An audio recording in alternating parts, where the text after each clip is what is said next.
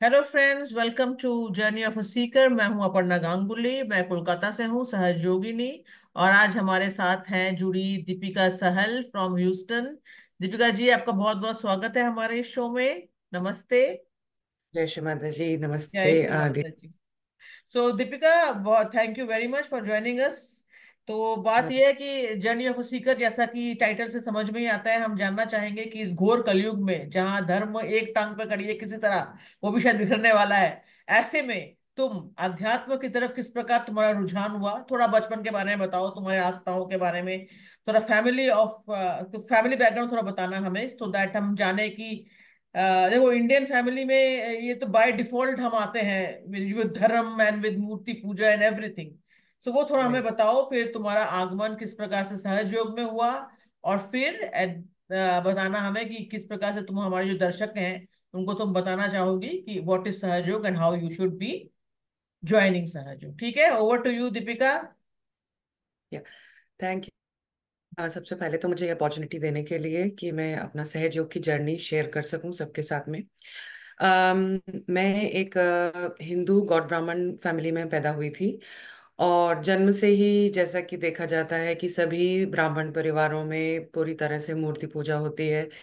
तो बचपन से ही हम लोगों ने ये देखा कि किस तरह से छोटी भगवान श्री राम की, भगवान श्री लक्ष्मण, उनकी जो मूर्ति हुआ करती थी, हमारे घर में उनको पूजा जाता था। सुबह स्नान ध्यान और उनका अलंकार वगैरह करना, ये सब रेगुलरली हुआ करता था। और हर तरीके की जो सत्यनारायण पूजा और इस तरीके की बहुत सारी एक्टिविटीज हुआ करती थी हमारे घर पे। तो बचपन मेरा उसी में ही धीरे धीरे जैसे जैसे व्यतीत हो रहा था, उस तरह से मैं देखती जा रही थी कि पूजा ध्यान करने का जो एक लक्ष्य होना चाहिए, वो होना चाहिए आत्म सुख की प्राप्ति और शांति। सबसे बड़ी चीज होनी चाहिए शांति। जब हम पूजा करते हैं तो हमें शांति की प्राप्ति होनी चाहिए।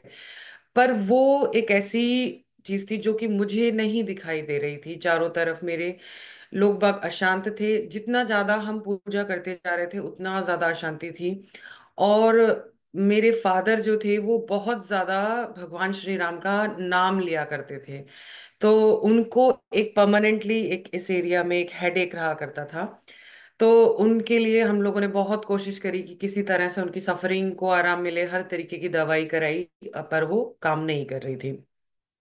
इस तरीके से बचपन से धीरे धीरे बड़े होते होते जब मैंने चारों तरफ सफरिंग देखी, तो मेरे मन में हर तरीके के सवाल उठने लग गए। और क्यों हम इतना क्यों कष्ट पा रहे हैं?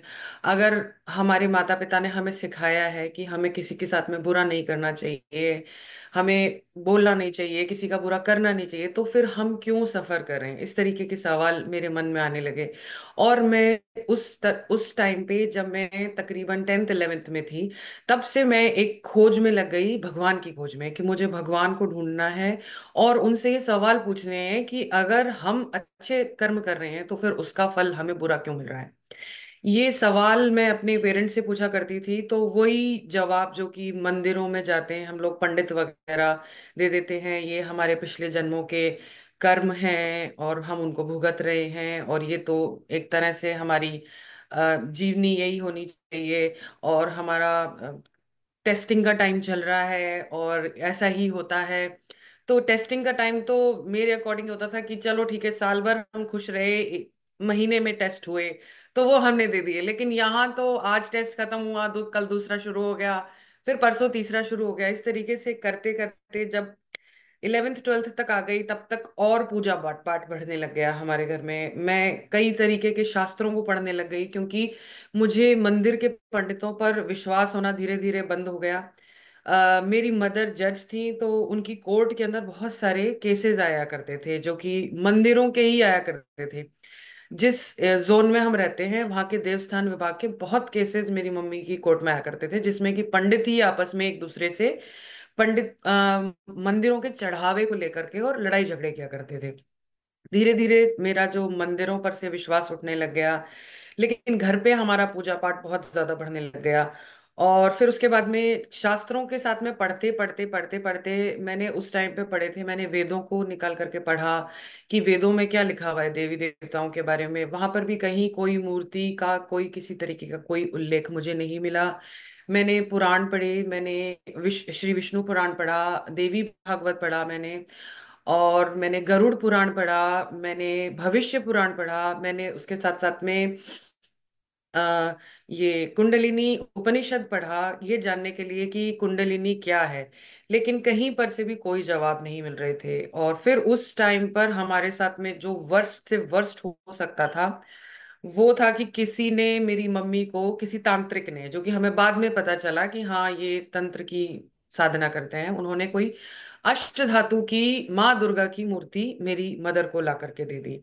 अब क्योंकि हम मूर्ति पूजा पहले से ही कर रहे थे, और काफी लंबे टाइम से चलते चलते एक तरह से कहते हैं ना, वो हमारे अंदर एक विश्वास हो गया था कि हर मूर्ति में भगवान होते हैं, तो हम उनकी पूजा करने लगे। लेकिन जैसे जैसे हम पूजा करते जा रहे थे, वैसे वैसे मतलब हमारे अंदर एक डर व्याप्त होता जा रहा था। हमें ऐसा लग, जैसे ही कुछ अच्छा होता था, हमें लगता था कि अब कुछ ना कुछ गलत होने वाला है। और मुझे कई बार तो ऐसे, अब मैं उसको, पेरेंट्स तो मेरे यही कहते थे कि मुझे कोई वहम हो रहा है, या मुझे ऐसा लगता है जैसे कोई गया है अभी। और उस समय इतनी मैं मूर्ति पूजा में नहीं थी जितनी मेरी मदर थी। तो मैं कहूंगी कि मेरी सफरिंग कंपैरेटिवली बहुत कम थी, पर मेरी मदर बहुत ज्यादा सफर कर रही थी, बहुत ज्यादा। और लेकिन वो किसी तरह से उसको, मूर्ति पूजा को छोड़ने को तैयार नहीं थी। इसको देखते देखते हमारे घर की ये हालत थी कि कई बार हम अपनी मम्मी को ऐसे कहते थे कि मम्मी, इतनी मूर्तियां, इतनी फोटो आपने घर में लगा रखी है, बस अब एक बाहर एक घंटा लगा दो अब, ताकि लोग बाग ऐसे बजा के अंदर आया करें, और मतलब इस घर को मंदिर ही समझ लो अब आप, क्योंकि यहाँ तो सिर्फ भगवान ही बैठते हैं। अब मैं कहती तो ये चीज मजाक में थी, लेकिन कहीं ना कहीं मैं उस खोज में लगी हुई थी कि अगर हम मंदिर में रह रहे हैं, अगर हम भगवान के इतने करीब हैं, तो फिर हम सुखी क्यों नहीं है। और इस तरीके से फिर ढूंढना शुरू किया, तो कई तरीके के अलग अलग मैंने योगाभ्यास करे, उसके जरिए भी मुझे कोई शांति नहीं मिली। तब 2017 में, जब बहुत एक्सट्रीम सफरिंग के बाद में मैं अ, एक जॉब ढूंढने के लिए गई थी एक्चुअली, तो वहां पर एक जो वकील साहब थे, उन्होंने मुझे सहयोग के बारे में बताया। और सहयोग में जब पहले दिन ही उन्होंने मुझे हाथ खोल करके चेक करने के लिए कहा, तो मुझे मेरे लेफ्ट हैंड पे बहुत अच्छी वाइब्रेशंस आ रही थी, राइट हैंड पे वाइब्रेशंस नहीं आ रही थी बिल्कुल भी। और उस समय एक किसी और तांत्रिक के द्वारा दिया गया एक कोई हाथ के अंदर ऐसा ही ये कोई चांदी का मैंने पहन रखा था, तो राइट हैंड में मेरे वाइब्रेशंस नहीं आ रही थी। अब मैं नई नई मैंने ज्वाइन किया था, उन्होंने कोशिश करी कि मैं उसको उतार दूं, पर मैंने नहीं उतारा, क्योंकि वो भी किसी व्यक्ति ने मेरे फादर को दिया था मेरी लाइफ को ठीक करने के लिए, क्योंकि उस समय मेरी लाइफ में थोड़ी सी मैरिटल प्रॉब्लम्स भी चल रही थी। तो उसके बाद में 3-4 महीने के बाद में जब मैं ध्यान करती रही, मुझे अच्छी वाइब्रेशंस आती जा रही थी, लेफ्ट हैंड पे वाइब्रेशंस आ रही थी। मैं अपने चक्रों के ऊपर जिस हिसाब से मुझे बताया गया था, मैं वर्क करने लगी। मेरे सेंट्रल हार्ट को उन्होंने बताया कि बहुत कमजोर है, तो सेंट्रल हार्ट पे बहुत वर्क करना पड़ा मुझे, नाभि चक्र पे मुझे बहुत वर्क करना पड़ा। उसके बाद में एक दिन मुझे लगा कि जब मुझे भगवान मिल ही गए हैं, और जब भगवान मुझे संभाल ही रहे हैं, जब कहा है कि जब कुंडलिनी जागृत होकर आपके सहस्त्रार पे आ जाती है तो आपका योग हो जाता है, तो अब मुझे इस कड़े की क्या जरूरत है। मैंने उस कड़े को उतार करके और पीछे एक खेत था उसमें फेंक दिया। और जैसे ही मैंने उसको फेंका, मैंने नेक्स्ट टाइम जैसे ही मैं अपनी जल क्रिया करके और ध्यान करने बैठी, मेरे राइट हैंड से काफी अच्छी वाइब्रेशंस आनी शुरू हो गई। उस दिन मुझे पता चल गया कि हाँ, अब मुझे किसी भी इस तरीके की गंडा ताबीज मूर्ति किसी की आवश्यकता नहीं है। मुझे भगवान मिल गए हैं, तो मुझे बस केवल श्री माता जी का फोटोग्राफ और उसके अंदर से आने वाली वाइब्रेशंस के ऊपर फोकस करना है। तो दीदी, ये तो थी मेरी बहुत ही शॉर्ट में जर्नी, जो कि मेरी आप बीती कहूंगी मैं। आप अब इसके अलावा और क्या क्वेश्चंस कहे थे, मैं थोड़ा अपने आप में खो गई थी बताने में। नहीं, बहुत ही अच्छी तुमने बात कही। तो बेसिकली तुम क्लास 11 12 से ढूंढना शुरू की, उसके बाद वैसे तुम्हारी जो विवाह हुआ एंड ऑल वो नॉर्मल तरीके से हुआ, तुम्हारा सब कुछ अरेंज्ड मैरिज एंड ऑल हो गया। हाँ जी। तो तुम्हारे अ, ससुराल वाले भी इतने ही धार्मिक थे तुम्हारे? मायके जैसे? नहीं, मेरी पेरेंट्स के घर पे जो हालत थी उससे भी ज्यादा खराब हालत मैंने देखा कि मेरे इन लॉज के घर में थी। क्योंकि मेरे पेरेंट्स के घर में तो फिर भी चलो, मतलब वो एक तरह से ये कहेंगे कि मूर्ति पूजा के थ्रू ही, पर वो ध्यान तो भगवान को ही रहे थे। पूजा तो भगवान की ही हो रही थी एक तरह से देखा जाए तो वो इतना डिफिकल्ट नहीं था, क्योंकि भगवान के ऊपर तो चलो हमें पहुंचना ही है। लेकिन वहां तो अलग ही माजरा देखने को मिला कि वहां तो जो मतलब पुराने जो जो डेड एंसेस्टर्स होते हैं, उनकी बड़ी बड़ी मूर्तियां फ्रेम करवा के लगवाई गई थी। और हम लोग कहीं भी जाएंगे, कहीं से भी आएंगे, घर में कोई शादी होगी, घर में कोई किसी भी तरीके का त्योहार होगा, मतलब उनके सामने हमको सिर झुकाना है। और उनके ही नहीं, मतलब जो इन यूं कहो कि जो मदर इन लॉ के साइड के भी जो हैं, उनके भी सामने जाकर के हमको सिर झुकाना होगा, उनसे भी हमें ब्लेसिंग्स लेनी होंगी। तो मैंने तो जो शास्त्र पढ़े थे उनके अकॉर्डिंग मैंने जो समझा था वो तो ये था कि हमारे, क्योंकि हम स्टार्टिंग से एक पुत्र संतान की प्राप्ति के लिए क्यों शास्त्रों में जोर दिया जाता है, क्योंकि सब जगह उसका कारण ये है कि भाई पुत्र संतान प्राप्ति होगी तो वो मोक्ष का कारण बनेगी। मोक्ष मतलब मुक्ति। आप अब रोकना नहीं चाहते हो, दिवंगत आत्मा को आप आगे जाने देना चाहते हो ताकि वो पुनर्जन्म ले और उसके जो भी दोष विकार हैं उनको दूर करके मोक्ष की प्राप्ति की तरफ जाए। लेकिन यहाँ तो ये और उस वजह से तो ये हालत हो गई मेरी वहां रहते रहते कि मेरी पूरी बॉडी में पेन होना शुरू हो गया धीरे धीरे। और मेरी हालत थी कि दो दो तीन तीन दिन तक मैं बिस्तर से उठ नहीं पाती थी। लिवर बहुत बुरी तरह से पकड़ गया था मेरा, तो मुझे छींकें आती रहती थी सारे सारे दिन में, मतलब तकरीबन दो दो दिन तक ये था हालत। छींकती रहती थी, कैसे करके मैं अपने बच्चों को खाना बना के खिलाती थी बस मैं ही जानती हूँ। आज भी सोचती हूँ ना मैं, मेरे बच्चे, मतलब मुझे ऐसा लगता था कि कितने अच्छे हैं ये, जो मैं कुछ भी बना के इनको देती हूँ ये खा लेते हैं। मुझसे खुद से भी नहीं खाना खाया जाता था जो मैं बनाती थी, इतनी बुरी हालत में तो पहुंच चुकी आपके थी। कितने बच्चे हैं आपके? मेरे दो बच्चे हैं, और उस समय एक 3 साल का था, एक 8-9 साल का था। तो वो कुछ कर भी नहीं सकते थे, बस वो मुझे परेशान होते हुए देखते थे और कुछ नहीं। फिर जब सहजयोग जब ज्वाइन किया तो किसी तरह से उनका सहारा लेके, दीवार का सहारा लेके, किसी तरह से गाड़ी में बैठ के सेंटर जाती थी। जब तक सेंटर पहुंचती थी जब तक पूरी बॉडी में पेन हो रहा होता था, सेंटर गई, वहां पे ध्यान किया, बिल्कुल ठीक, सब कुछ। खड़ी होकर के घर पे आके खाना बनाया बढ़िया, बच्चों को पढ़ाई करवाई, फुट सोकिंग करी, कैंडलिंग करी, और आराम से सो गए। दूसरे दिन दोबारा से वही प्रोसेस शुरू। स्टार्टिंग के 5-6 महीने मेरे लिए बहुत डिफिकल्ट थे, और इस वजह से ही मैं कहूंगी कि काफी चीजें मैं सीख पाई, क्योंकि मैं खुद पर ही एक्सपेरिमेंट कर रही थी सबसे ज्यादा। तो इस वजह से उसको सीखते सीखते अपने आप को साफ करते करते तब मुझे पता चला कि किस तरह से लोग अगर डेड सोल्स को पूजते हैं तो वो धीरे धीरे उनके माध्यम से वर्क करना शुरू करती हैं। और अगर आपके ऊपर अटैक हो रहा है तो इसका मतलब आपका जो बॉडी पेन हो रहा है ना, वो आपको ये शो कर रहा है कि कुछ ना कुछ गड़बड़ हो रही है आपके साथ में।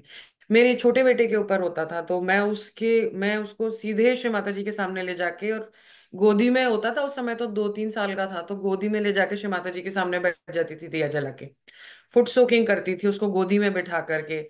उसका धीरे धीरे जो इफेक्ट था ना उसके ऊपर आना बंद हुआ, और हम लोगों का तीनों का स्टार्टिंग में बहुत हार्ट चक्र बहुत पकड़ता था। तो बच्चे मेरे 12 महीने में से 8 महीने बीमार रहते थे। जब आप मानोगे नहीं दी, पहले साल जब इनको रियलाइजेशन मिला है ना, एक दिन भी दोनों बीमार नहीं पड़े। दूसरे साल एक दिन भी बीमार नहीं पड़े। यहां जब हम लोग यूएस आ गए ना, तब थोड़ा बहुत इनको कहते हैं ना फ्लू वगैरह शुरू हुआ, क्योंकि हम जिस जगह पे रहते थे वहां सेंटर नहीं था पहले। तो उस टाइम पर इन लोगों को तब ये बीमार होना शुरू हुए, वरना इनकी बीमारी बिल्कुल खत्म, क्योंकि ये तो छोटे छोटे बच्चे थे। तो ये तो, और ये तो बैठते भी नहीं थे ध्यान में, ये सिर्फ सेंटर जाके क्लियर हो जाते थे, दूसरे बच्चों के साथ खेल रहे हैं और ये क्लियर हो जाते थे। तो ये था ना कि शादी के बाद में और भी सफरिंग बढ़ गई, लेकिन श्री माता जी की कृपा से सब चीजें चेंज हुई। स्टार्टिंग में हस्बैंड के साथ भी थोड़ी हारमोनी में प्रॉब्लम थी, पर जैसे जैसे ध्यान करते गए फिर अब वो भी धीरे धीरे करते हैं। वो श्री माता जी को मानते हैं कि हाँ श्री माता जी पावर है। श्री माता, क्योंकि उन्होंने मेरा ट्रांसफॉर्मेशन देखा, उन्होंने देखा है कि किस तरह से ध्यान करने से मेरे चक्र वगैरह क्लियर करा मैंने।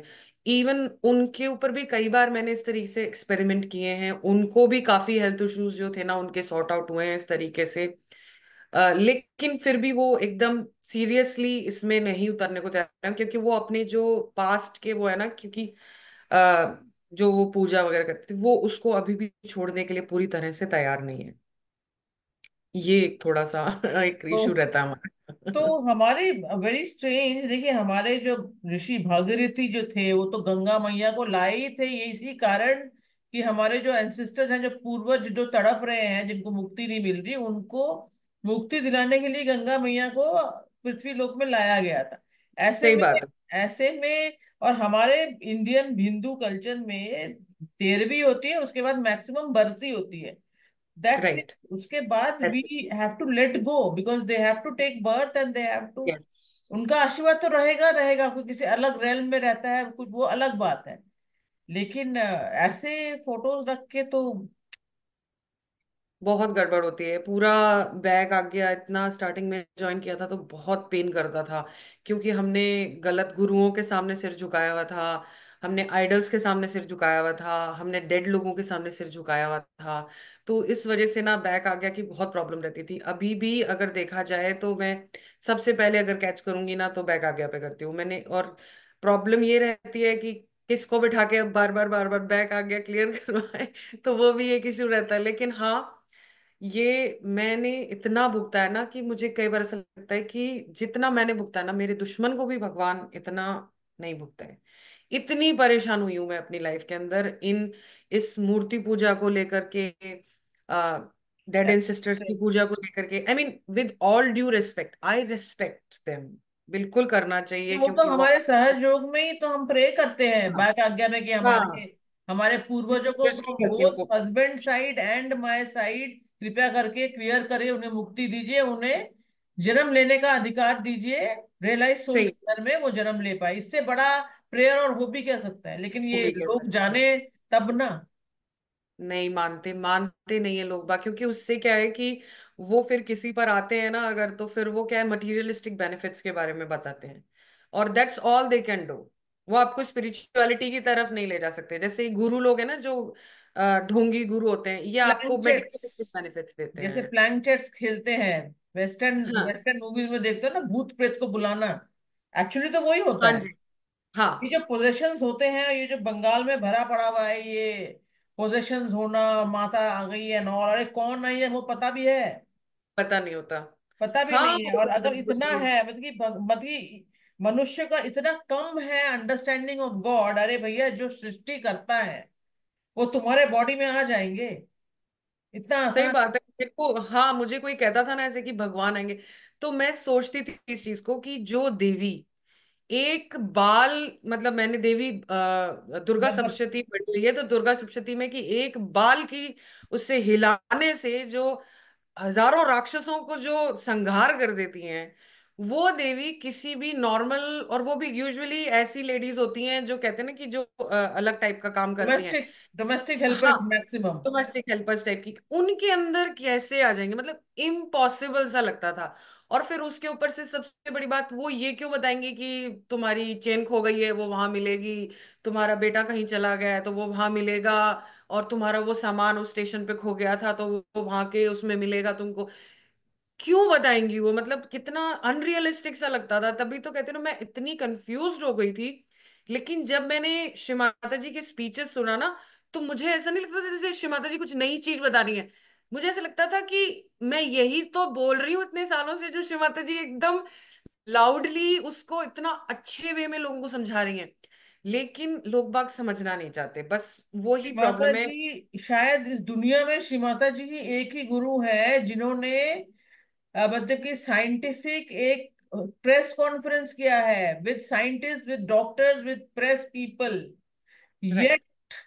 दुर्भाग्य का शायद भारत का दुर्भाग्य है, या जिसको कहते हैं ना कलेक्टिव कर्मा, भारतवर्ष का भी एक कलेक्टिव कर्मा है कि ब्राह्मणों ने काफी लोगों पर अत्याचार किए हैं। ऐसी कोई, ये कोई सही। अत्याचार सिर्फ ब्राह्मण क्यों, राजा महाराजाओं ने, क्षत्रियों ने भी लोगों को हाँ, एक्सप्लॉइट किया पावर है। जिसके तो पास उन आई है, सबका जो सही। कलेक्टिव कर्मा है, शायद उसके लिए आज हम सहज योग को प्रॉपरली फैला नहीं पा रहे, अदरवाइज कब का कहाँ तक पहुंच गए होते हैं हम लोग। जो इंडिया क्लेम करता है कि हम स्पिरिचुअल गुरु है, वो तो है ही हम लोग, वो तो हम हैं ही। सही सही में। लेकिन क्या करें लेकिन दीदी, सब लोग, अब मैं तो ये कहूंगी कि सहजयोग में भी बहुत सारे लोग हैं जो कि स्पीचेस सुनते हैं, लेकिन अब उनको भी मैं ये देखती हूँ कि वो पुराने अपने उनको नहीं रिचुअल, छोड़ पाते हैं। मैं, रिचुअल्स। हाँ, काफी कोशिश करती हूँ, लेकिन वही है ना कि इसीलिए तो मैंने आपको अप्रोच किया। मैंने कहा कि शायद एक प्लेटफॉर्म मिलेगा जहाँ पे हम बोल सकते हैं। आपने जो मूवी बनाई है उसमें भी आपने इस चीज को प्रेजेंट आउट किया था, तो ये मेरे लिए काफी अच्छा वो था कि हाँ, आप समझते हो इन चीजों को।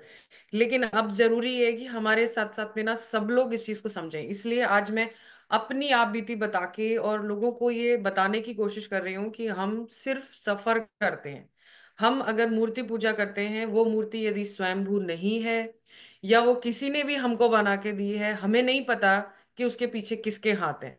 तो एक तरह से अगर हम उस मूर्ति के सामने सिर झुका रहे हैं तो हम उसके उस बनाने वाले को सरेंडर कर रहे हैं। और ये सिर, जैसे कहते हैं ना, श्री माता जी ने बहुत सारे स्पीचेस में कहा हुआ है कि किसी के सामने झुकाना नहीं है। इवन तक वो कहती थी, तुम मेरे सामने भी क्यों झुकाते हो, मैंने तुम्हें क्या दिया है, जब मैं तुम्हें दूंगी तब तुम झुकाना। तो हमें बिल्कुल भी किसी के सामने सिर नहीं झुकाना चाहिए। मेरी आप बीती है, मैं नहीं चाहती, मैंने कहा ना अगेन, मेरे दुश्मन के साथ में भी ऐसा हो कि उसको इतना कष्ट भुगतना पड़े। और ट्रस्ट मी, जो मैंने आपको बताया है ना, ये तो जो हुआ है मेरे साथ में उसका 5 या 10% ही है। मेरे पास में तो अभी 90% है। I can go on and on and on. और सहजयोग के मिरेकल्स के बारे में कहूँ तो I can go on and on and on. लेकिन वही है कि समय हमारे पास में बहुत लिमिटेड होता है, और इतने में भी समय, अगर लोगों ये हम को मिल जाए। इसको हम फर्स्ट एपिसोड बनाएंगे।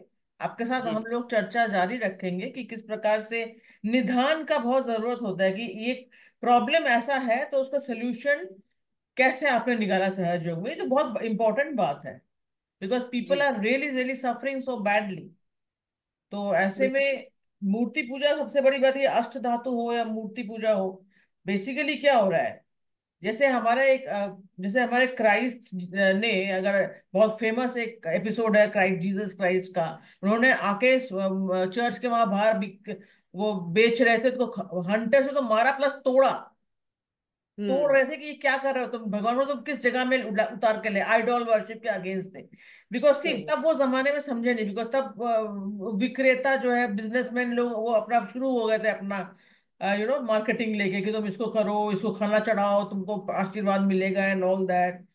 तो ये बिल्कुल, बेसिकली क्या मंदिरों हो में रहा है, तो। हम लोग वर्शिप कर रहे हैं उसको जिसने, जैसे तुमने कहा कि वाइब्रेशंस, उस आर्टिसन का वाइब्रेशन आ गया उसके अंदर। राइट वैसे भी राइट। हमारे यहाँ पे बहुत बड़े बड़े ऋषि मुनि यही बोलकर गए हैं कि एक दिन ऐसा आएगा कि जब आप स्वयं समझेंगे कि एक मूर्ति क्या है, और ये छवि क्या है, ये पेंटिंग क्या है, और आप स्वयं उसको विसर्जित करेंगे गंगा में। ये भी कहा गया है हमारे ही बारे समझ में आए तो समझ में आए लोगों को तो बड़ी बात है। बताने से समझ में आए तो मैं तो अपने एक्सपीरियंसेस शेयर करे मैंने, इसीलिए आई रियली होप कि सबको समझ में आए ये चीज कि मूर्ति पूजा उनकी लाइफ को किस कदर तक खराब कर सकती है।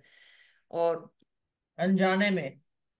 अनजाने में हम तो ये सोचते हैं ना कि वो भगवान है, पर वो भगवान नहीं है। अभी तो आप ये देखो कि अभी जन्माष्टमी थी, यहाँ पर हम लोगों ने देखा है कि वो सोने के जो छोटे से श्री बाल गोपाल जी बना करके और उनकी मूर्तियों को कपड़े पहनाते हैं, उनको बाल हम्म। लगाते हैं और पता नहीं क्या क्या करते हैं। मुझे उन लोगों पर इतनी दया आती है। मैं सोचती हूँ कि देखो ये क्या सोच रहे हैं कि ये भगवान के लिए सब कुछ कर रहे हैं।